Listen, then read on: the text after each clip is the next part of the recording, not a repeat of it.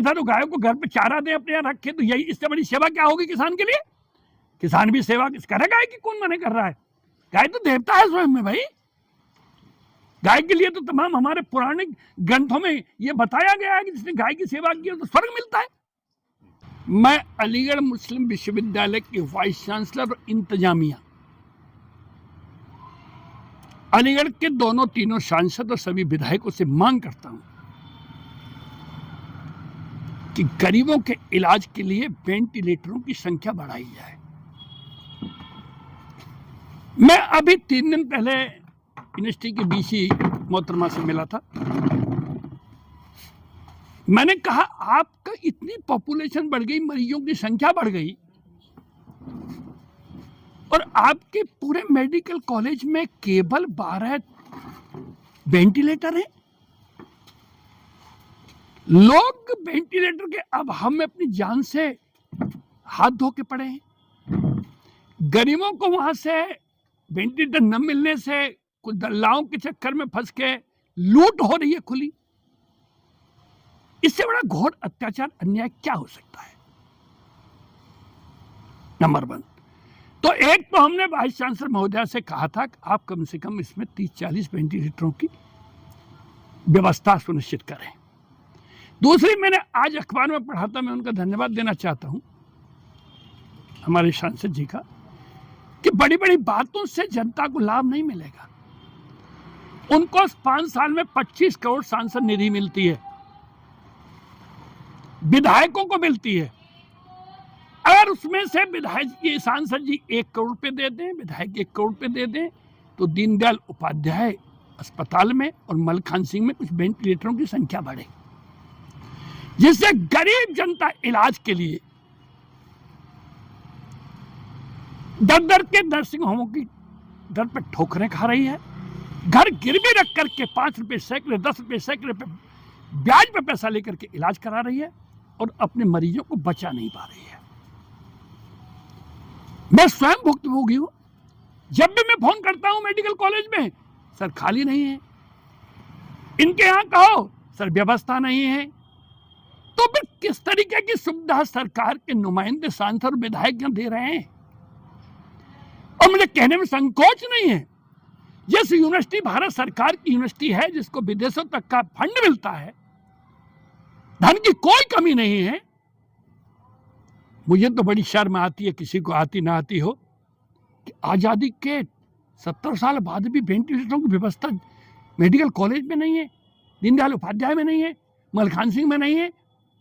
मैं आपके माध्यम से क्लियर कहना चाहता हूं, इनसे मांग करता हूं कि इस व्यवस्था को तत्काल प्रभाव से जनता के हितों में मानवता के नाते पूरा किया जाए। एमपी साहब, कहीं इसके पीछे अलीगढ़ के निजी अस्पतालों का भी तो कहीं ना कहीं कोई रोल नहीं है? लेकिन मेरी व्यक्तिगत किसी भी व्यक्ति से कोई दुश्मनाई नहीं है, नर्सिंग होम के मालिकों से, पर मुझे कहने में संकोच नहीं है कि बढ़ती हुई महंगाई, दवाओं की कीमत, जितने टेस्ट होते हैं बॉडी के, उनके चार्जेस और डॉक्टरों की फीस बेतहाशा बढ़ गई है। लोग मजबूरी में जाते हैं, बेचारे क्या करें? इससे बड़ी बात क्या हो सकती है? 750 आदमियों की डेथ तुम्हारे 1 महीने में, पिछले महीने में हुई है, और किसी के कान पे चेंटी नहीं रेंग रही है। खाली बड़ी बड़ी बात करना, वोट लेना, यह कोई मानवता का काम नहीं है। लोकतंत्र है, कोई जीते हारे, लेकिन जनता के हितों के लिए आगे आना चाहिए। मैं आपके माध्यम से कहना चाहता हूं, और इस बात को आपने जो कहा, इसमें कोई संकोच भी नहीं है कि तमाम दल्ले बैठे हैं मेडिकल कॉलेज में, अस्पतालों में पकड़ पकड़ के प्राइवेट नर्सिंग होम में ले जाते हैं। तो क्या कारण है, क्यों ले जाते हैं? वो क्यों राय देते हैं? कहीं की सेटिंग तो होगी। अब सही कह दो तो हम किसी के खिलाफ बोल रहे हैं, हम किसी के खिलाफ नहीं बोल रहे हैं। हम केवल मानवता के लिए वेंटिलेटरों की मांग कर रहे हैं, तत्काल पूरा किया जाए। और इसके लिए हम आपको ये भी बता दें, 2-4-6 दिन में, इसी हफ्ते में सीएम से भी मिलने जा रहे हैं हम। जरूरत पड़ेगी तो हम दिल्ली पीएम से भी मिलेंगे। एमपी साहब, जहाँ एक तरफ सरकार ने आयुष्मान योजना का लाभ जन जन को दे रखा है, वहीं साधन संसाधनों का अभाव है, तो ऐसे में ये योजना कहीं ना कहीं छलावा है। जो सब अधिकारी खा जाते हैं। योजना जो है छलावत अपने में स्वयं ही प्रदर्शित हो रही है। कि आयुष्मान का पैसा किसे मिल रहा है? प्राइवेट नर्सिंग होमों को। बोलो, यहाँ के सारे लोग ऑल इंडिया मेडिकल तो नहीं जा पाते, बड़े बड़े हॉस्पिटल तो नहीं जा पाते। वो कार्ड के बेस पर यही नर्सिंग होमों में इलाज हो रहा है, उसका पैसा किसे मिलता है भाई? नर्सिंग होम के मालिक को। राजीव गांधी जब तो छलावा तो जनता के साथ तो हो ही रहा है। जनता के पास 10 ही रुपए आते थे, ऐसा ही आज है। दुर्भाग्य है, गौ माता सबसे बड़ा देवता के रूप में पूजी जाती है इस देश में। मैं अभी 2 दिन पहले 3 दिन पहले 3 दिन हो गए शायद, मैं डीएम से मिला था। जिलाधिकारी से मैंने लेटर दे करके मांग की थी कि कड़ाके की ठंड पड़ना शुरू हो गई है, ग्रामीण अंचलों में जितनी बार भी गौशाला हैं ग्राम पंचायत स्तर पर, वहाँ कोई भी टीन सेट या अन्य फूस के रखा रखाव की शादी को रोकने की व्यवस्था नहीं है। डीएम ने कहा बात बिल्कुल सही कही है आपने, और यही हाल रहा तो बहुत हजारों गाय पहले भी मरी थी, फिर मरेंगी। इसलिए मैं पहले ही आपके प्रशासन से मांग कर चुका हूं कि जिलाधिकारी शासन की नियत के अनुरूप एसडीएमओ को निर्देशित करें, वो ग्राम पंचायतों से गायों के ऊपर छाप, टिन सेट, पल्ली, फूस का कोई व्यवस्था सुनिश्चित करें, जिससे कि निरीह भूखी प्यासी गाय ठंड में मौत न हो सके उनकी।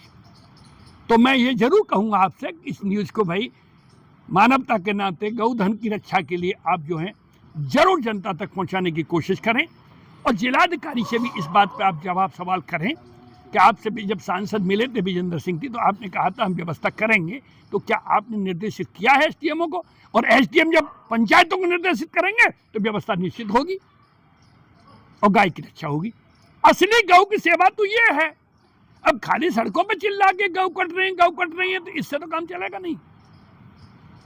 तो यही मैं कहना चाहता हूं कि गौ सेवा सही मायने में यह है कि उनको खाने पीने की और ठंड से बचाने की व्यवस्था सुनिश्चित की जाए, और इन दोनों मुद्दों को हम उठाएंगे। चौधरी साहब, किसान दूध पीने के बाद गायों को छोड़ देता है, क्या उनके लिए भी कोई संदेश? देखिए, अब ऐसा कोई नहीं है कि किसान दूध पी करके गाय को छोड़ देता है। गाय को तो वैसे भी किसान पूछता है, मेरी बात सुन लीजिए। लेकिन कुछ लोग ऐसे हो सकते हैं, मैं ये भी नहीं कह रहा, आपकी बात से डिनाई कर रहा हूं, ऐसे लोगों को गांव में एक काम हो सकता है, एसडीएम गांव में जानकारी करे किस किसने गाय छोड़ी है। जो गाय छोड़ेगा उसकी सजा पाएगा।